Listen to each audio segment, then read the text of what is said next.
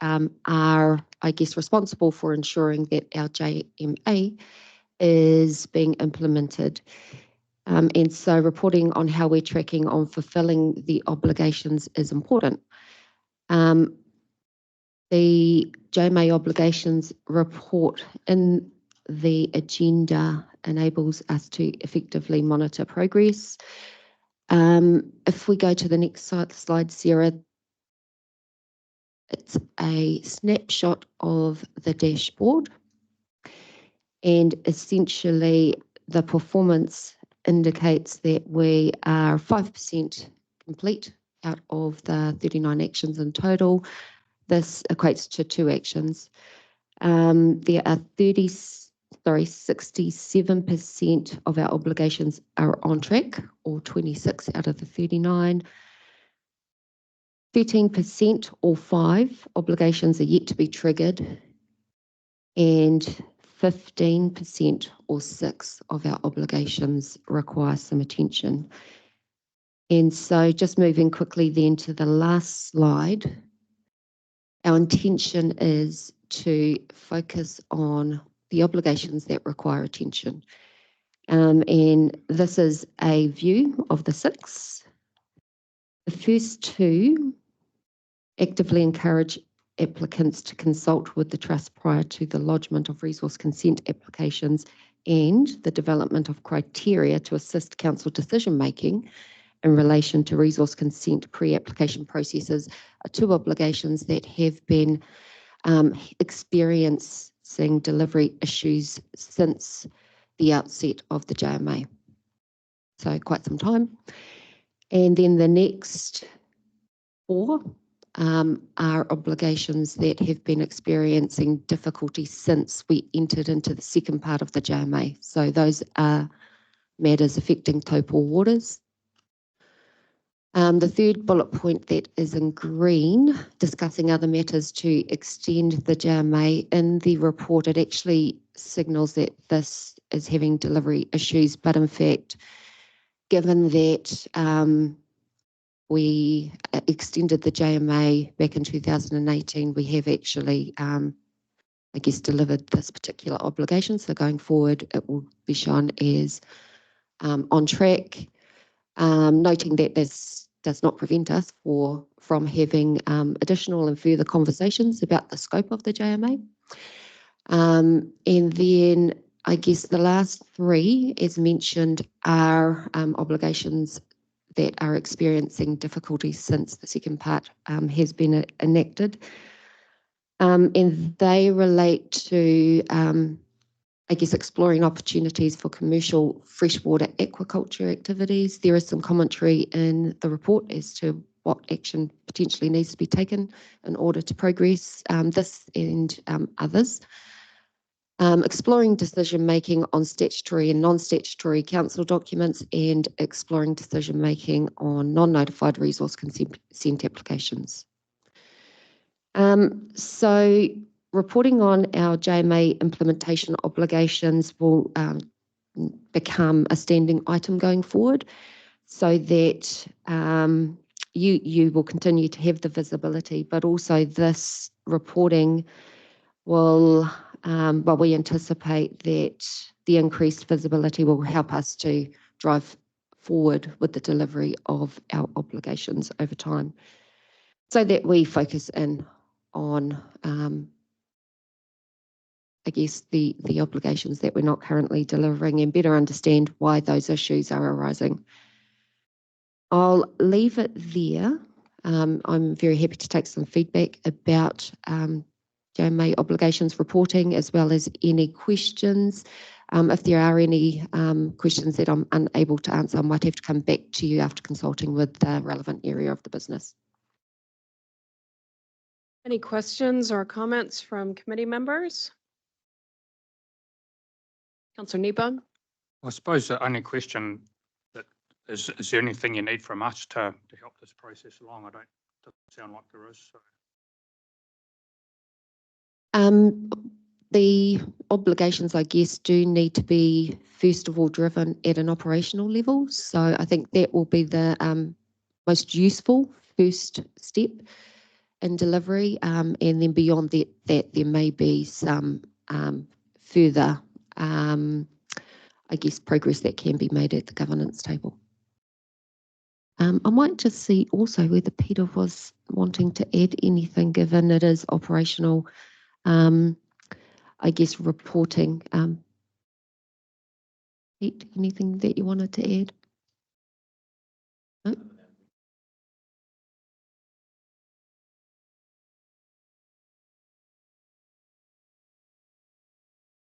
Bye-bye.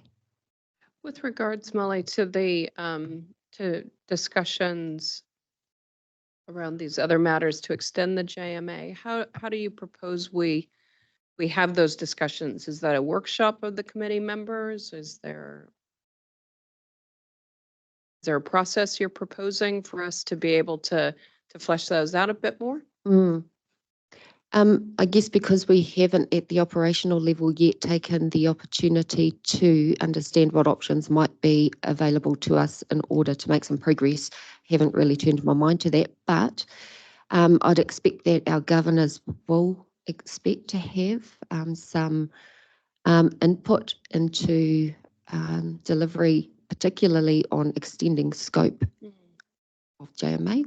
Yep, so any corridor along those lines will certainly be brought to this table.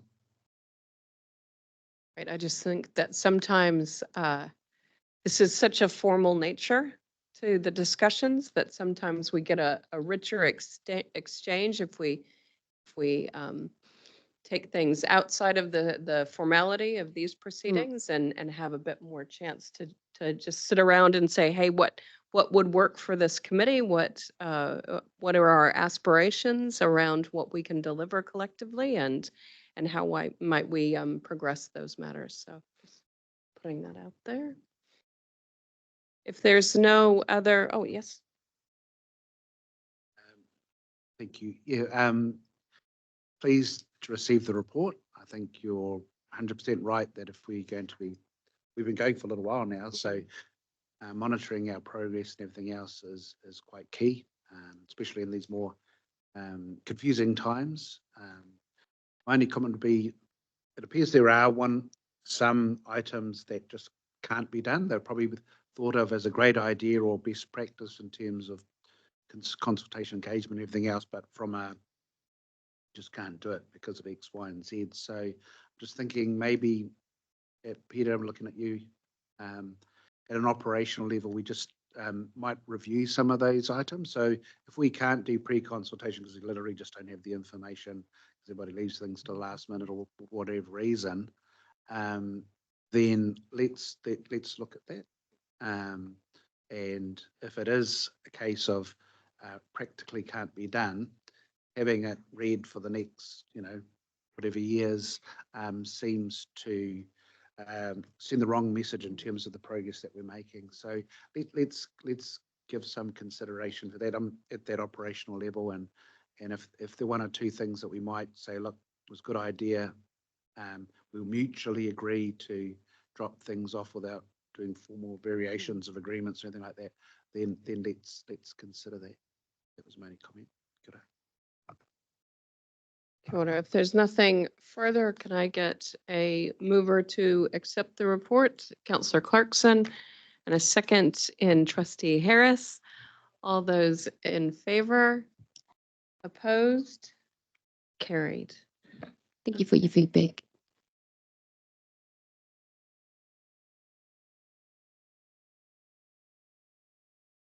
Up to item 9 already. We're doing great. So we've got the draft 2024 long-term plans. We all love long-term plans. And the presenter today is Jane Apple. Jane, we will let you take the lead.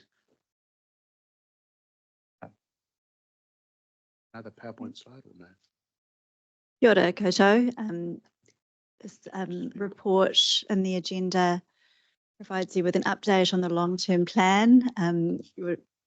We last brought you an update in October of last year, so there has been quite a bit of progress since that time.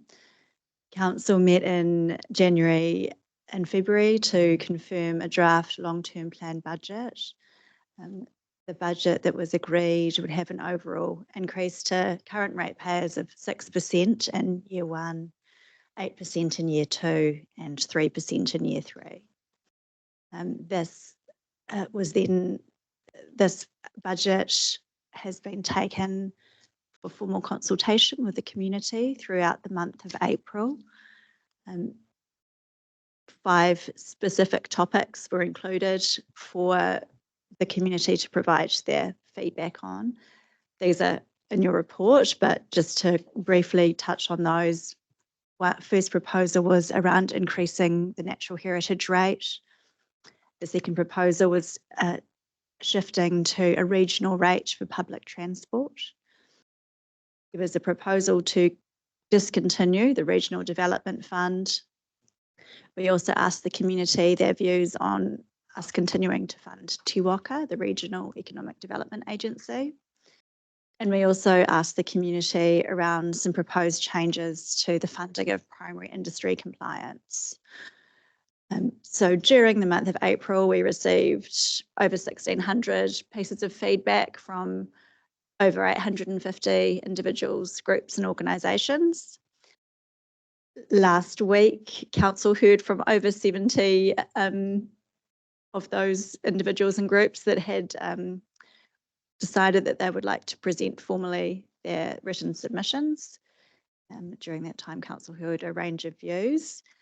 And next week, Council will meet again to make some final decisions based on those views heard and feedback received. I'd also like to draw your attention to Te Kauapa Kaitiaki, which has been included in our long-term plan in consultation with yourselves and with Taupo District Council. Integrating this ensures that we focused on a concerted effort towards shared goals and have a collective commitment to the wellbeing of the Taupo catchment and its people. Happy to take any further questions, but that summarises the report. Thank you, Jane. Are there any questions?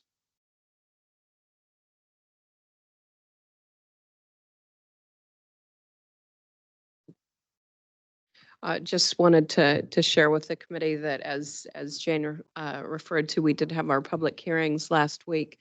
And so we had a number of presenters, including those representing areas of interest to Tūwharetoa, and really welcome the level of engagement. I think one of the more refreshing things from my point of view is we had a series of young people come through.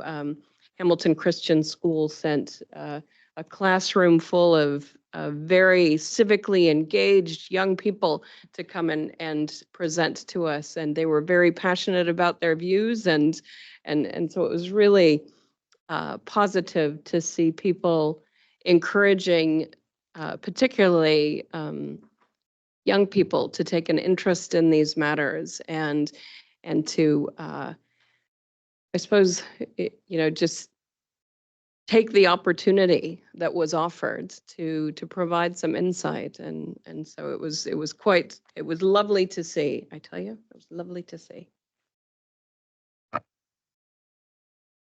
Any other questions or comments before I finish up? Okay, there's no questions or comments here. So thank you for your good work, Jane. And just one question for me. So the kaupapa kaitiaki, did you have an idea at a high level sense on how you might incorporate it to your documents, or is it you're still working that one through? We are working through the detail, but the plan is that it will be a piece of text that an agreed statement that will probably refer to a secondary external document where we'll have a more detailed description of that work.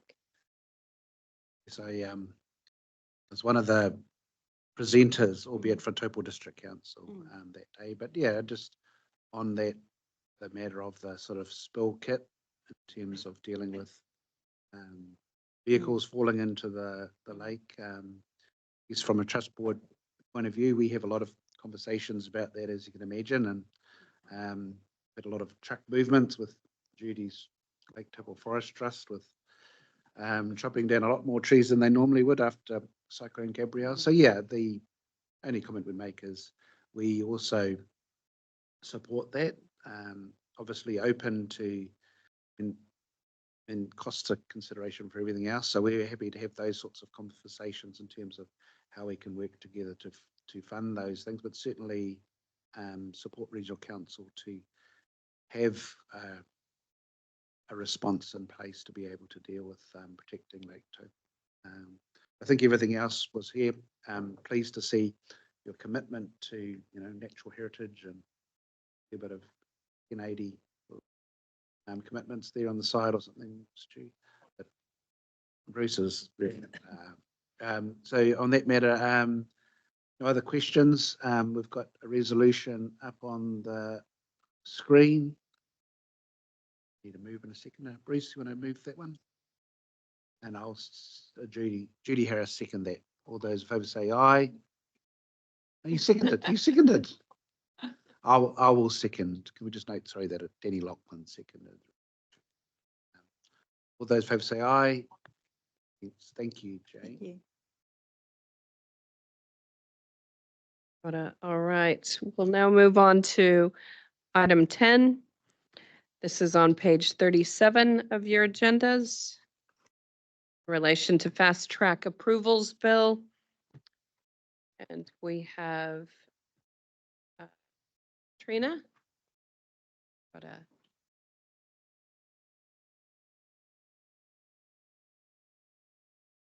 Kia ora koutou.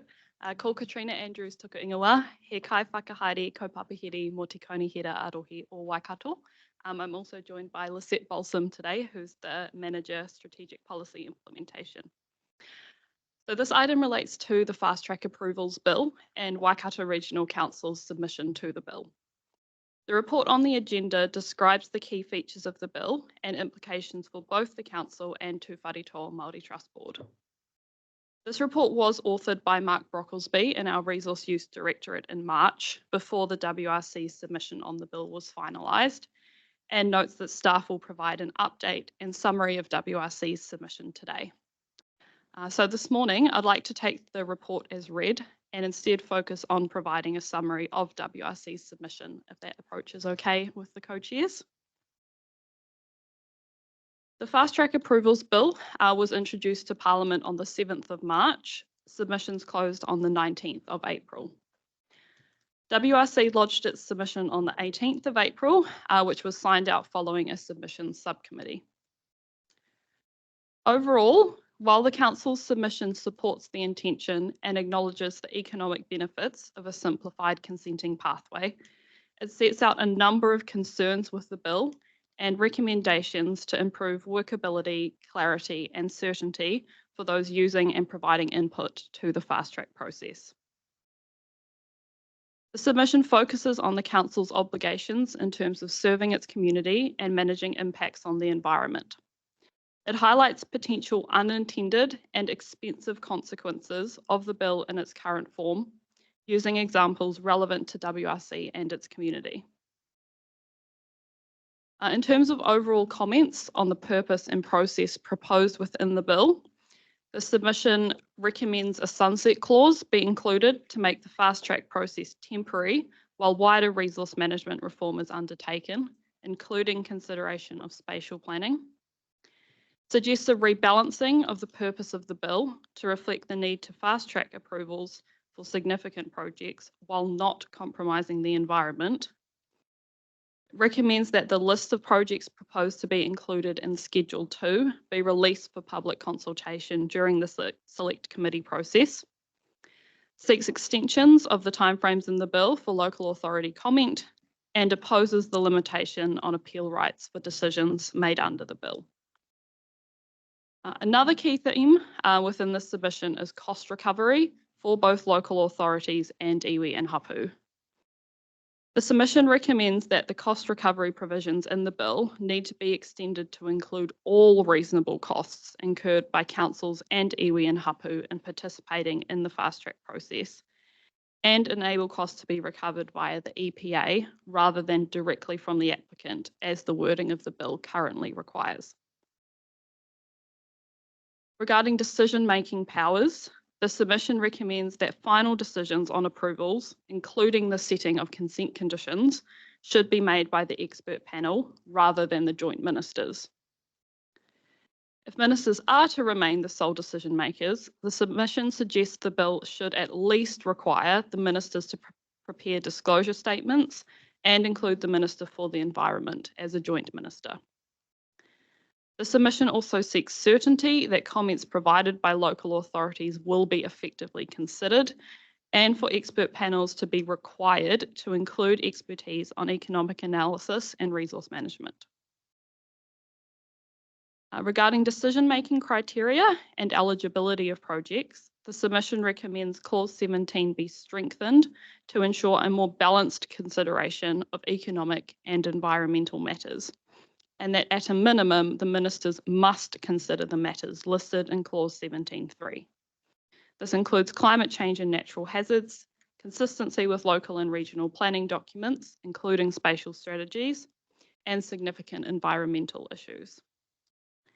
The submission also seeks that prohibited activities be listed as ineligible for fast track. Other key examples where the submission suggests the bill needs strengthening relate to geothermal management, climate change and natural hazards, impacts on council assets, infrastructure and servicing, and allocation of resources, particularly water allocation. Specifically regarding Te Ture Whaimana, the submission supports the inclusion of Te Ture Whaimana in the bill, however recommends the section should be explicit that any decision made under the bill shall not be consistent with Te Ture Whaimana. It also seeks that an assessment against Te Ture Whaimana should be required for projects located within the relevant area. The Council will be presenting an oral submission to the Environment Committee once this has been scheduled. And in terms of other updates, I also note that applications to have projects listed in Schedule 2 of the bill are closed on the 3rd of May. At this stage, we don't have a list of what projects have been applied for in the Waikato region. That brings me to the end of my summary. Thank you for your time this morning, and we're happy to answer any questions. Are there any questions? Councillor Niebaum. So in terms of Te Ture Whaimana, if they decide to ignore our submission, that they, I forget how you worded it now, but they have to produce a report to demonstrate the, and we've only got appeal rights, and the River Authority's only got appeal rights on points of law, they can kind of run roughshod over it effectively. Because it feels to me like, given the intent of what they want to do with this bill, it's going to end up being quite inconsistent with what Te Ture Whaimana wants us to do. Indeed, yes, Yeah. you've got our concerns correct. It tends to run roughshod over many things, including any plans as well. We're still uncertain as to what exactly the impact will be. As Katrina has mentioned, even prohibited activities, we're unsure of what may come of them as well. And the bill overrides several pieces of legislation, not just the RMA. So even combining all of those, what kind of spaghetti mess do you end up with, really? Yeah. Yeah, that's almost like they've stitched it up so that can't do much of it. Any other questions, comments? Just comment, thank you for your work. Yeah, I think you seem to have covered a lot of the bases in terms of the submission, and yes, we're not 100% confident in terms of this, how this progressed at the political end of the spectrum, but nonetheless, I think it's good to have these points noted and appreciate Te Ture Whaimana Council. And yeah, let's just see what they put on the list. Might find it's not so bad. I don't know.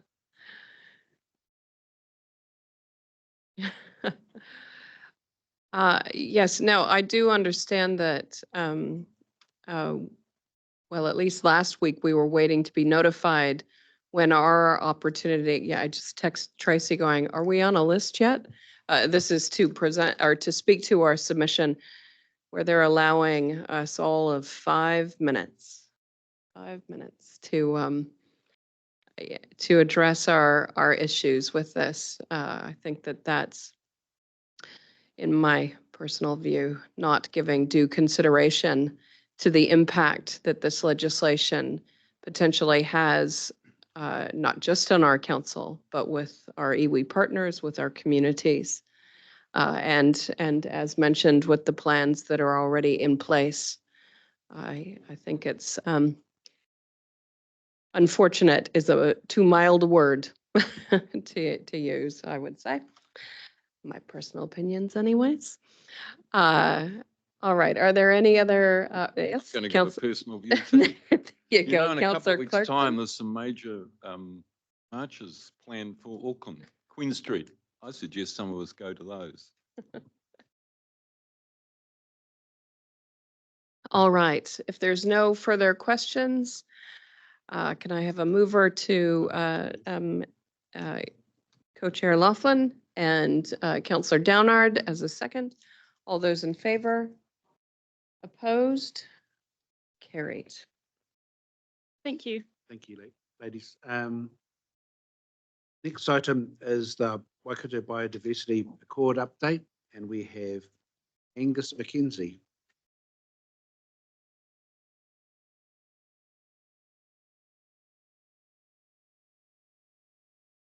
Angus is on. All right. Kia ora koutou. Can you hear me okay? Yes. Alejandro, are you speaking to this? And then, Yes. thank you. I'm here online, but I'm actually at a school camp. So it's a little bit patchy. On a hill for a second. Yeah, Ngarawahia. So I'm here for your questions. So Alejandro can speak to the item, hopefully. Thank you. Te komitia, tēnā koutou katoa. Ki te mahi ahu I te kanihira rohe o Waikato, he kairahi ahu o te tīma whakatinana ko Papahere, ko Alejandro Cifuentes tōku ingoa. My name is Alejandro Cifuentes. I am the team leader for policy implementation here at Waikato Regional Council. Today speaking on behalf of Judy Van Rossum, who's been leading this work online from school in Ngaruahi. We got Angus McKenzie, who's going to be supporting me for the Q&A section, but he's been engaged by the team to assist with engagement and the drafting of the accord and some of the work on the strategy that I'll tell you. With permission from the chairs, I'll just take you a little bit about through the process with a bit of background, what's been done to date, and then some points about what the strategy will bring in the future. We are leading the Waikato Biodiversity Accord, so this is a process with key partners and stakeholders, and it is for responsibilities, that those who have responsibilities for managing biodiversity taonga of the region. The Accord is the first step, and it will lay the foundation, how we will work together and have a more joint thinking, whilst respecting each other's roles and responsibilities, and how we can collectively improve the region's decreasing biodiversity resource. After the accord, as I mentioned, we will proceed into the development of the regional biodiversity strategy. This is a statutory requirement under the National Policy Statement for Indigenous Biodiversity, and is essentially a community and stakeholder-driven plan for restoring biodiversity at a landscape scale. The accord and the strategy are goals in the Waikato Regional Council strategic direction, and there are key of implementation tools that we have in the regional policy statement in order to get to that place. We're seeking commitment for the accord from the Department of Conservation, Minister for Primary Industries, QE2, National Trust, and key iwi partners and territorial authorities to be signatories. Like I said, the idea is to work together and build partnerships to develop biodiversity strategy for the region. In September 2023, we started targeted reporting to co-governance Hui. such as this. So this is one of those updates that we bring now. We then engaged the partners in the accord in Tūwharetoa, so one in December and one in February this year. And that was with staff in order to get to the principles and the objectives of the accord and model the accord. We looked at some examples from Hawke's Bay and Taranaki. The accord is a simple, high-level, voluntary and non-statutory agreement with a purpose statement and a set of principles, objectives, and a statement of commitment. On Friday, we made available to the committee an refreshed version of the accord. So there's been a few changes as part of the engagement that we've done so far. So I hope that you get that copy on Friday. If not, we can make one available to you in print. The document has been rewarded to align with the National Policy Statement for Indigenous Biodiversity. It has draft that incorporates now principles to prioritize te tiriti in managing Indigenous biodiversity and a new objective for working together with tangata whenua to enable alternative approaches for Maori land that may include new use and development. We suggest also some whakataki at the top of the accord, and this is from advice from our Tauranga Whenua team and is to essentially frame the purpose and each of the principles. We welcome any alternative suggestions that the JMA may have. Once we have completed all the engagement meetings, so this is May and June, we will circulate a final draft so that we can check wording and appropriateness. Then we look to finalize the accord and take it to council in the next, Waikato Regional Council in the next couple of months. In terms of the strategy, as I said, while we're doing the work in the accord, we're progressing the strategy concurrently.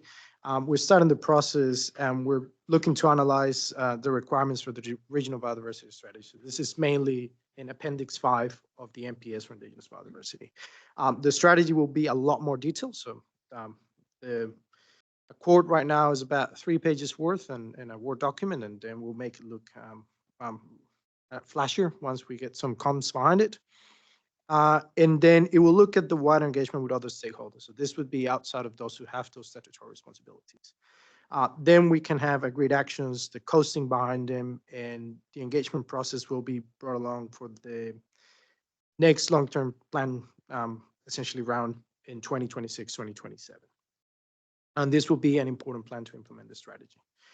The accord we expect will endure beyond the strategy, and this is the commitment to work together. And it'll be the basis for facilitating regular communications and meetings between the signatories to monitor and demonstrate progress on the strategy and the related actions. Thank you very much. Happy to take questions. Chairs. Thank you for that. Before I open it up, I'm wondering if you could just give us your thoughts from your team just in terms of government's sort of desire to pause aspects of the national policy statement in terms of, just if that would be helpful. Yeah. Correct. So I'm happy to take this question. The signals we're getting from the government is to suspend the requirement for territorial authorities to identify new significant natural areas. As the Waikato Regional Policy Statement stands, the operative Waikato Regional Policy Statement, Waikato Regional Council and the territorial authorities have a mandate to identify the values of the area. So whether or not they end up being framed under an SNA rule framework doesn't take away our ability and our roles and responsibilities under the regional policy statement to protect and enhance Indigenous biodiversity and for the identification of those values, regardless of land tenure. So this is just essentially acknowledging where those ecosystems are and then knowing what values we would have to protect. And then there's all the other implementation methods that flow from it. So the way we see it, the requirement that the NPS introduced for territorial authorities to identify, namely map new SNAs and develop a rule framework, will likely cease. That won't, however, take the ability of territorial authorities to do so if they decide, as many of them are currently doing through plan review processes. I hope that answers the questions. Chris, you had a question? Yeah, I just wanted to comment on that through the chair. So the release that was made by Minister Hoggard specifically said new SNA. In other words, I just wanted to clarify that point because most of the identification of SNAs has already occurred across the Waikato region. At the level of district council, there is some variability in relation to who has actually scheduled or listed such areas in their district plan. And in one case, at least, there's still a debate going on in the court, I think, about that issue. So it's really important to remember that the word was new because the majority of this identification has already occurred across the region. Yes. Okay. Yeah. So what's no wisdom? I mean, there is a fundamental problem for Ngāti Tūwharetoa in terms of SNAs on our property. And it's a big, I don't think we should underestimate how big a deal it is for our organisations back home that look after our lands and to have these things on their title, for want of a word.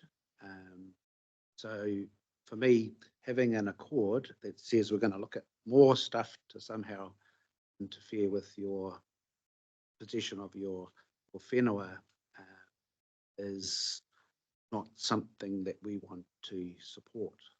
So have given some feedback to the staff. We're saying, well, there's a kind of a clear direction nationally in terms of what they call specified Māori land, and to make sure that if it's possible to protect these properties without interfering in terms of those properties, that should be something that we should be looking at. And I'll give you the example of Lake Taupo. I'm a trustee for the Tūwharetoa Māori Trust Board that holds the title for Lake Taupo. And we have a big orange SNA all over Lake.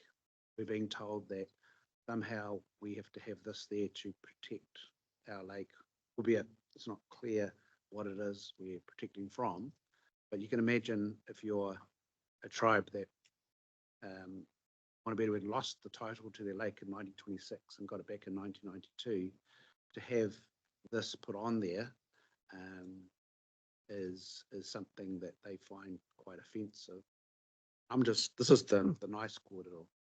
If I shared some of the views of other people, it's a lot less. So that's the strong message to council. I think there's an opportunity within this accord to recognise how we will deal with matters around special Māori land in particular. And in my perfect world, you would probably find that some SNAs, for want of a better word, would be removed. That's the strong feedback I'd give. The reason why there's a lot of significant natural areas on Māori land is because they've done a very good job of looking after them. And it's kind of offensive to sort of say, well, we need to put these things to protect them on there, even though the only reason why they're there is looked after this place. So, and the perception back home is that this is just staff saying, oh, well, we just have to do this and cure it. And so I don't want to get to a place where we're opposing regional council. And I think there's a good opportunity to say, if we use the example of Lake Taupo, we have 2007 agreement, which sees Lake Taupo managed if it's a reserve under the Reserves Management Act. It has a committee that looks after Taupo Neotia Management Board that's specifically there to provide this protection and understand. We still have a council rep there, or also a representative from regional council on that board. So that's my, well, I'm happy to say it's the trust board's view that if we have these protections in place, that should be sufficient.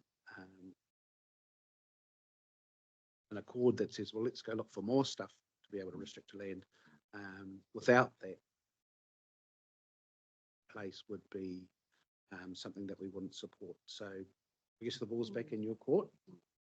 If you can, if we use the example of your template, we've got some principles laid out. I would make that quite strongly one of your principles if you want to get support from. If Chair. I may, we hear you loud and clear. So to that effect, we've modified the accord, and so the principles is having TTDT and treaty settlements as a foundation. So that's one of the modified principles that we introduced.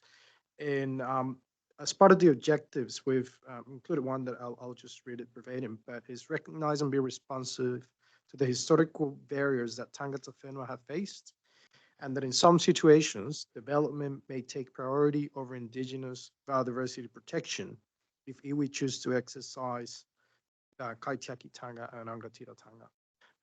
This is partly from the guide on implementation on the National Policy Statement for Indigenous Biodiversity, but it's also an avenue to work all of the quarter that you've said through the strategy. So as I mentioned, this is the accord is the agreement to work together towards the development of the strategy. And as always, the devil is in the detail, and how we get, for example, in 2007, with the giving back of the land to Tūwharetoa, to Topo Waters, for example. But there's always the working together element that is very important in terms of getting that is what we're asking with the accord is working together, making sure that the principles and the objectives reflect where we want to get as well. So that's what we've introduced some of the changes. But Tūwharetoa is not alone in having that view. And we've heard that from our other iwi partners as well, having those things recognized and making sure that the rule framework is not a hindrance to the exercise of kaitiakitanga and rangatiratanga, as it has been in many instances. So again, going back to that, that's what we want from the accord is that work together, allow the staff and the organizations to essentially come up with a way forward to do that as a part of the strategy and then the implementation of it. Yes, I don't want to belabor the point, but I mean, this is the purpose of the co-governance committee, and in terms of that agreement, and I think doing a disservice if we didn't sort of the whole point of growing and enhancing our relationships is you get to a place where you can have free and frank conversations, and I think it's if we might not agree on things and rub up against each other for want of a word, yeah, but that's what should be happening. I guess my expectation is I mean I'd probably myself have specified my land as its own principle, better word, and we would want is in terms of the engagement, regional council to demonstrate how they can achieve that goal by not having SNA type.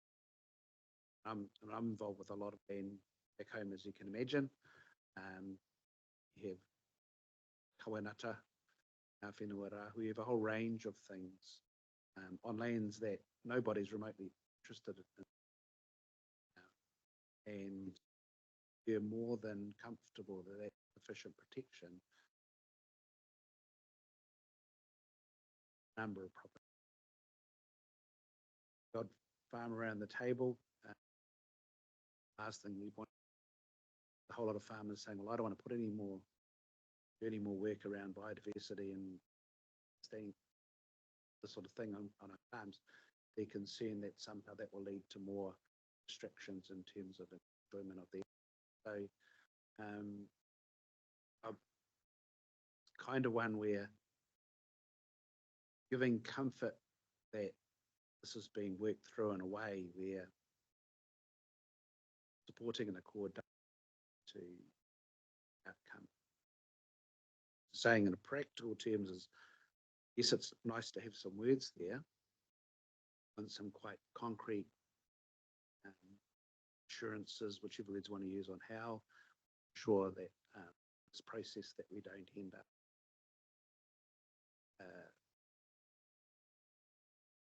outcome that's the treaty from our. Might even ask Member Harris, Tipple Forest Trust, just maybe share some of the in terms of how they feel about SNAs. You have to press the button. Oh, sorry, Bruce. Sorry, Bruce. Please. Yep. Well, yeah, look, through you, Chair, and thank you for your comments. I mean, I've heard them. I think the point I just wanted to make is that this is the opportunity for the reset, if you like. This is the opportunity for the reset. And the other aspect of that, I would also want to give credit to the previous government, and particularly Minister Shaw, because when he reframed the national policy statement, he made a serious attempt to address the commentary that you have made to us today.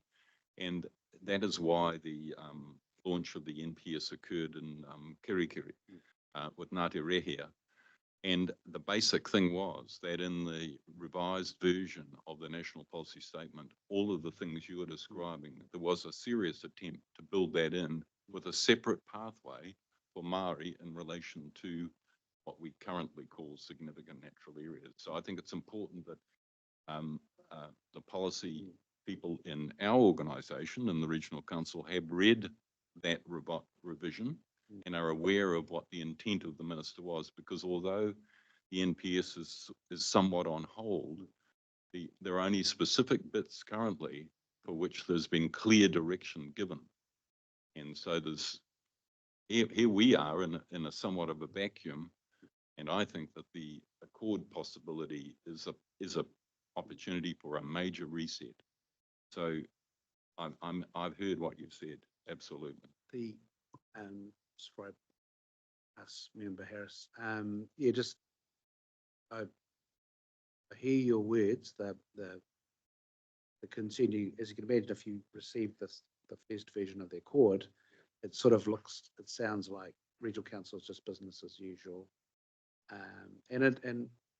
I'll be blunt, there are some people back home that think that just this is staff trying to screw us over, and it's not the case. But nonetheless, that's the depth of the feeling. So I think with the reset, there is the opportunity for council itself to want to be aware to have a bit of a reset, take the opportunity and say, well, look, how can we do this in a way? Because the reality is, not every little bit of biodiversity here, then everywhere. You can imagine if you're Tūwharetoa and you're the biggest landowner, but the second biggest landowner is Doc.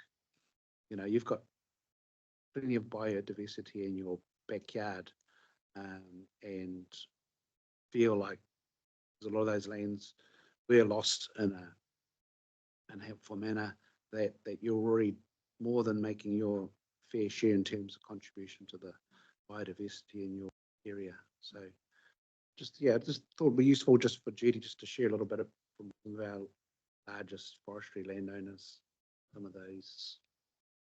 Thank you, Danny. So our two forest trusts, we've gone put a submission in with the Tūwharetoa Māori Trust Board, and it's John Hura, and he's with New Zealand Forest Managers. So we predominantly do own, not own, but we are kaitiaki of all the lands around the lake, and the whole lake is SNA. So we've got maps and everything all dotted around in orange, and the big one is in the middle. They've gone and SNA'd the lake.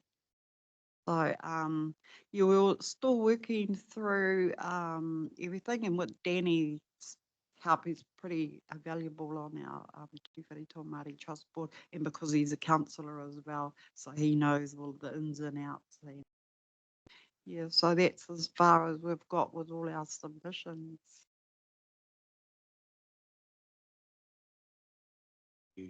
Any other questions or comments?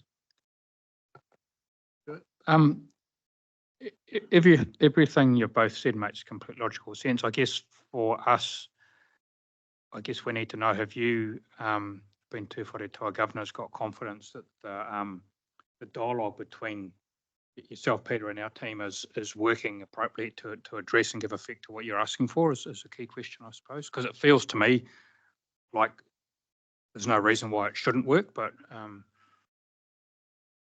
Before I maybe hand over to Peter, I guess I'd say, well, what's sort of happening now? So Judy just shared big orange blobs all over our property. There's the work that regional council is doing, saying, well, actually, we've managed to done it this way or that way. None of that's happened. So, So yeah. you can imagine. I mean, as when we spoke a month ago when I was down the farm, I wasn't aware that the whole of the lake was in SNA and Chris our CE wasn't either. And I mean, did something fall through the cracks with the district council? Because they're the ones that have obviously would have done that. Yeah, that was enabled to happen. The conversation we had earlier, the way these things happen is we've got this requirement to do this. It'll be regional council that used to district council did it. It'll be the week that regional. Yeah, but district council have an obligation to engage with the landowner to ground truth it. Yeah, and I'm well aware that there's quite a bit of variation, I suppose, in terms of how individual district councils have done that. Yeah. So, but you go first, then Peter. I just was, so my understanding of the establishment of SNAs, regional councils had the information.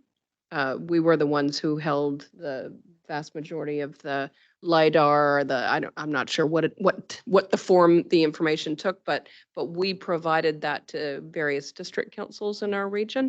And the onus was on the district councils to, as Councillor Kneebone says, ground truth it. And it was for them to put into their district council plans. And so there does seem to be some misunderstanding about the role we play in it versus the role the district councils play in it. I don't know, Alejandro, if you are able to correct me if I'm wrong, but You're correct. Correct. Is Waikato Regional Council flowing from the RMA and then the RPS? So we do an identification of indigenous flora and fauna. Essentially, there's no mention of significant natural areas per se in the obligations that we have under Section 30. And then we pass on that information to the district councils who can use it for the purpose of preparing the district plan. So that's when most of the rules for significant management of significant natural areas come in. There's two things to it, and there's a few approaches in the country, even within the region, as to how that is managed. One thing is the identification of the values, and the other process is the rule framework to manage land use on the land that has those values. That's the part that Stu was referring to, and it's really the district councils that do that, and they're the ones that mostly have rules to manage the effects of land use on significant natural areas. So once we've identified the area, we give it a name. That's basically where we find ourselves in, which to bring it back to the accord, that is one of the important things, because we don't do this alone. And we do have some rules that we manage regarding indigenous biodiversity under different national environmental standards as a regional council, as consenting authorities, but it's never just one organization. So it's a split responsibility between the districts and the region to manage the effects of land use, those values. And that's part of the RMA and translates into the regional statement. Yeah. So, Yeah, I don't want to belabor it either, but I just wanted to clarify one point about, you're absolutely right. I mean, it's the whole governmental structure. It's not just one particular council. But I would point out that for the district councils often, while we sometimes, when I say we, I'm not a staff member, but while some data does get passed on by the regional council, in every case across our region, that's actually happened largely that the work has been contracted at district council. And they have operated within a framework, criteria, which were set by the regional council, but they have actually been given, it is their responsibility under the RMA to do the groundwork, as Chair Pamela is. And they've often contracted people. And in the case of Taupo, they did. And I'm very familiar with the process that occurred there. And essentially, they largely did what is called a desktop survey with a lack of field verification and consultation with people who would have known, actually, if they'd just gone and talked to a few people, they would have understood better the values that they were trying to assess. So for me, that is still the biggest limitation of the SNA process, was this approach where it was thought acceptable to use, actually they were using aerial photos. LiDAR wasn't available at the time the Taupo surveys were done. And then they didn't close the loop. So yeah, the point is, I think we can all agree that there were many aspects of the way this process occurred that could have been better, way better, actually. I just wanted to make that clear about who was responsible for what. I guess get where you're coming from, but kind of for tangata whenua, all part of that process. The regional council say, hey, look, we think there's these values with Lake Taupo, but we wouldn't be recommending you do anything because nothing. Did that sort of language get, I don't know. So in terms of people coming onto our properties, I mean, basically, I think most my landholders have basically said, don't you dare come on. Shoot you. Peter, do you want to make a? I think just to try and add to the conversation in terms of where to from here, it's important to recognise, I think, that Tūwharetoa is quite unique in terms of its land holdings and ownership and administration, different to some of the other river iwi in particular. There's vast amounts of natural estate, areas that are still in natural estate, and that was all by design to a degree. So maybe in terms to try and round off this conversation, if there is an opportunity for Alejandro and Angus to potentially just go through a 101 in terms of what is the uniqueness in considering the drafting of this report, separate to the conversations that have taken place to date, then that might help inform that maybe with a little bit more detail.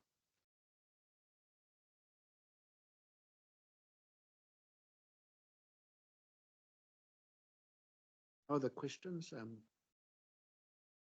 Resolution on the, yep, anyone? Please, seconded. Drew. Aye. Against. And did Peter's comments get captured, Sarah? Through the chair.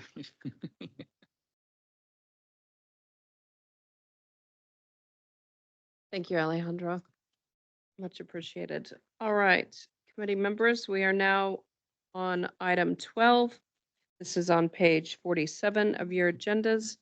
An update on the Corbicula clam response. We have Patrick Whaley. Do we have Brett online or No, Brett. just with you? Just me, sorry. you. I apologise for that. But thank you very much. Look, I'm really a conduit for the Ministry for Primary Industries in this case. So we've just been asking them to provide us with the latest information, and this was up to date as of last Thursday, I think. So, and to be honest, you guys know probably as much as we do as well. So look, take it as read, and I'm happy to answer any questions or take any questions back to the biosecurity staff at MPI and circulate or do anything I can to facilitate additional communication. So thanks. Councillor Downard. Yeah, thanks, Patrick, for the report. But I suppose the big concern, have they found out how, because the clams that were discovered in the aqua park, they said that they were there before they were discovered in the Waikato River. Have they found out how they got there? No, they haven't. No, they haven't. I can ask though to see if they've made any progress on that tracing work. Yeah, because it's just a bit concerning because it's right at our back doorstep, you know, and for them to say that they were originated, well, that's where they could see they were there before being discovered in the Waikato River. It's concerning. Absolutely, share your concerns, and we're particularly interested to see if we can find out what the pathways are, because if there's an open pathway where these things are coming from Australia or other countries, you know, we want to try and close it off really. Don't need any more things coming into this country.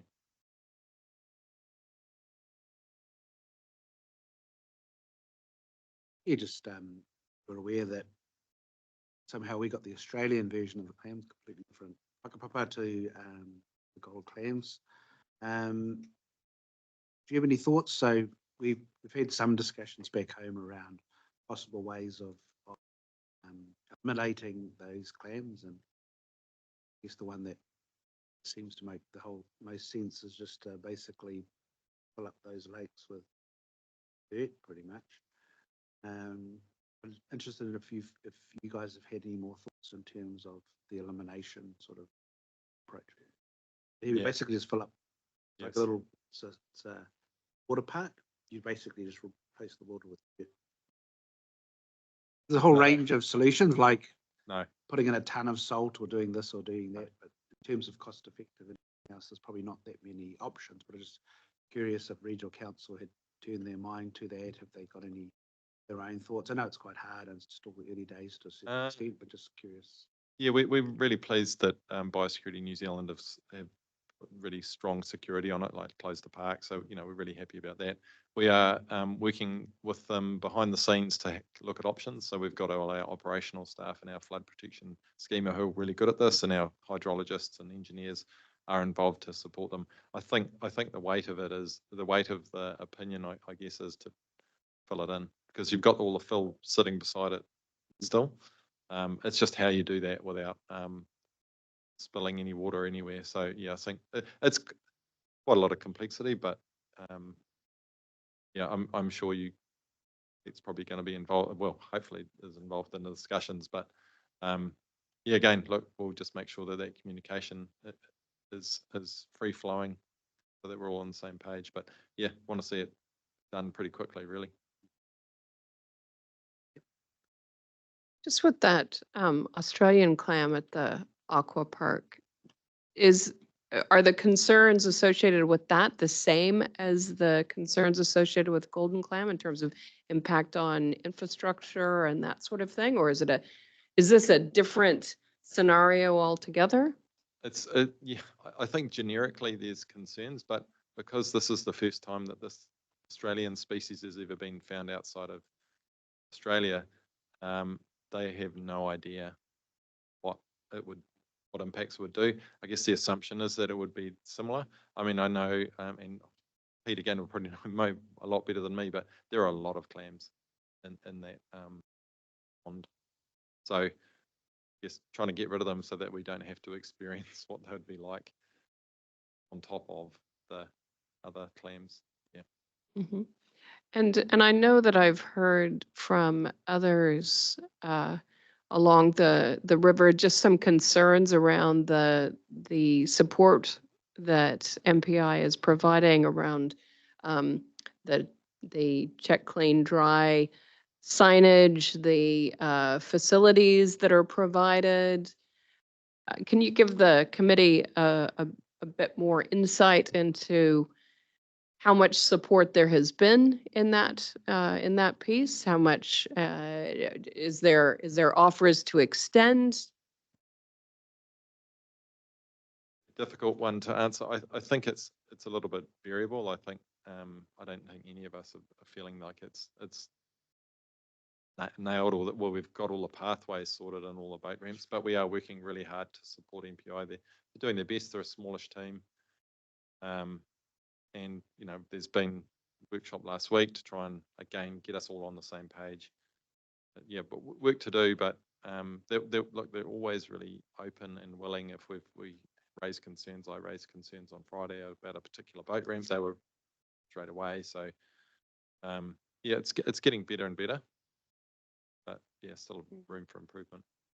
I think it's disappointing from my personal point of view. I think it's disappointing when I hear things like it's a smallish team. Yeah.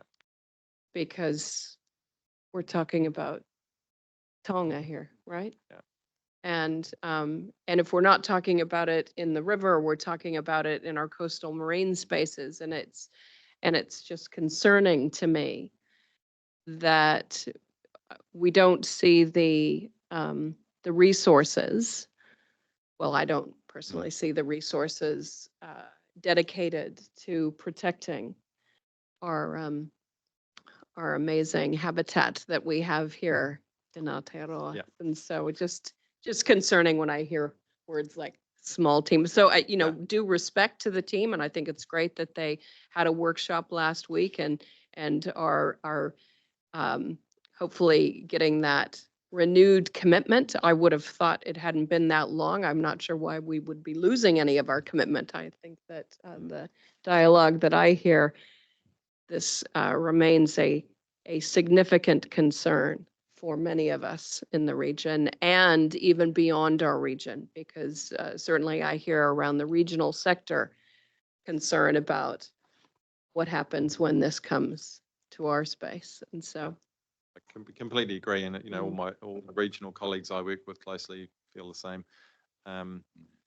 We have an opportunity to ask MPI, so they will be coming to the Integrated Catchment Management Committee meeting in a month or so. So good opportunity to ask them then how things are going. Yeah, so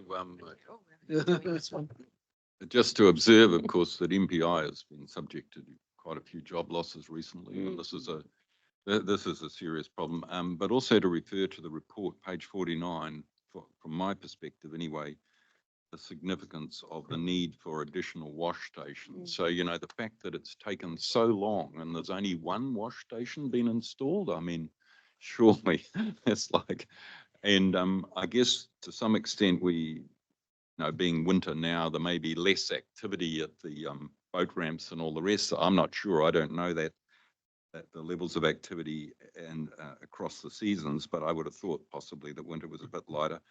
So, the need to keep the pressure on and make sure these mobile wash stations are actually installed. I mean, it's all very well talking about doing it, but where are they? And how long will it be? And just to comment on the clam too, of course, the research on the clam, the so-called Australian clam, shows that the genetic relationship between the Australian one and the golden clam is so close that some taxonomists actually say it's just a version of the same thing. So I think we can be absolutely sure it's just going to be just as bad. And again, that just puts further pressure on getting this stuff done. So I think our role as a joint management committee is partly to be that pressure, to keep asking, well, where are these wash stations? Yeah. Sorry, Madam Chairman, I think MPI have created 11 of them to iwi, haven't they? Mobile wash stations, 7 or 11 of them. There's quite a few. There's quite a few that have that can be deployed, for events and whatnot. But like I'm nervous because I think there's a bit of an assumption that activity drops off, but huge amount of activity and from this period around with duck shooting. So your concerns. So I see that they've commissioned a further 12. Does that mean they're in process of constructing them? They're not deployed right now? There is some available. They haven't finished making them all. Again, Pete's probably more knowledgeable on this than me. They're not all ready. All right. Yes. Peter might be able to. Oh. So I think they have 14 mobile stations as at end of Feb. And those been on offer. I believe Kinloch Marina has taken up the offer for one. We have one offered to us, and we're just going through the administrative side of that. The biggest challenge is actually how do you man the mobile stations, and that's where we're going to some issues around the resourcing that it requires and location of where it's placed. I think for us at the Trust Board, we've been pretty clear right from the beginning to try and contain the significant issue to the areas that are known now. And there are two particular sites of interest for us in terms of potential vector, and that's at Lake Maraetai and Lake Waipapa. To date, there's been no real attempt to try and place anything into those two specific areas, noting that a lot of the user groups of those two particular sites do move between Lake Taupo and those sections of the Waikato Awa.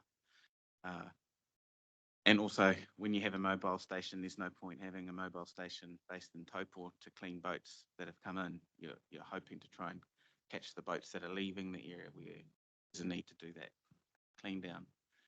Likewise, when those boats are leaving our environment, they're being washed down at that point in time as well. So there's a couple of mechanical issues that we see that are really going to require a joined up approach by all agencies and all partners that have a stake in this, given its significance. I think what I've heard to date is that the Regional Council, Waikato Regional Council, have struggled to get some of that intel that they require to come alongside and support this whole process. Likewise, District Council has something quite similar. And where we would be directing MPI and BNZ is to try and join up and create those partnerships, and noting that they are restricted in terms trained by the numbers of staff within their team and the amount of resourcing that alongside this issue. So that's kind of been our feedback. Patrick, what I'd be interested in seeing is a bit more detail about where these mobile sites are being located, who they have been offered to, what the partnership agreement looks like. Peter, you mentioned that there's some things to work through when deploying those, and also issues around resourcing them.